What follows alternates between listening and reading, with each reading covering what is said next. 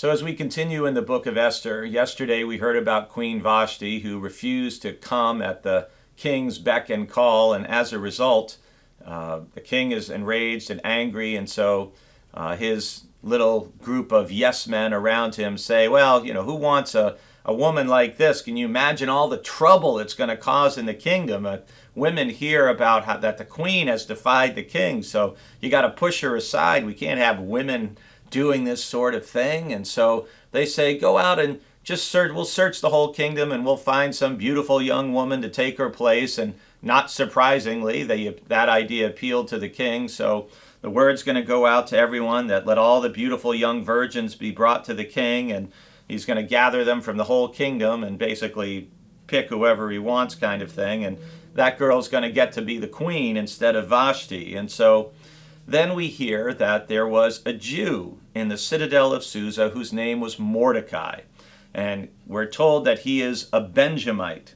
And that's significant because there is this long enmity between the Benjamites and the Amalekites. And Haman, who we'll hear more about tomorrow, he's an Amalekite. So we're going to see that there's some ancient hatred there between Mordecai and Haman.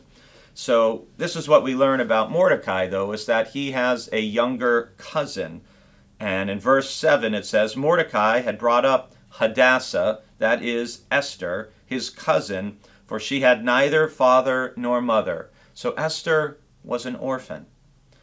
And Mordecai adopted her as his own daughter. So Esther's parents had died. Mordecai, her older cousin, had taken her in. And once again, we're going to see, as we have and will continue to see throughout the Bible, that God often uses an unexpected person.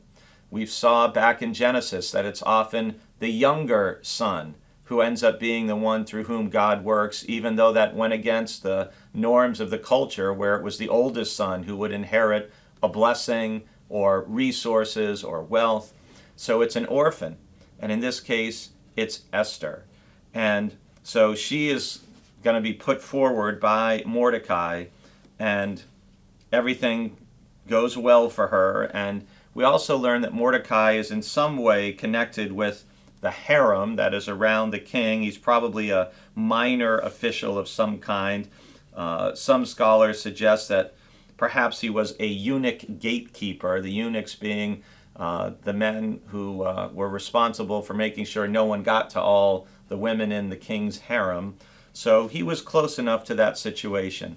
But with Esther and Mordecai, part of what we see is how important it is to look out for those who are the orphan, the widow, right? The alien and the poor. We hear those four categories of people mentioned, especially as we get to the prophets, but we heard about them in the law of Moses.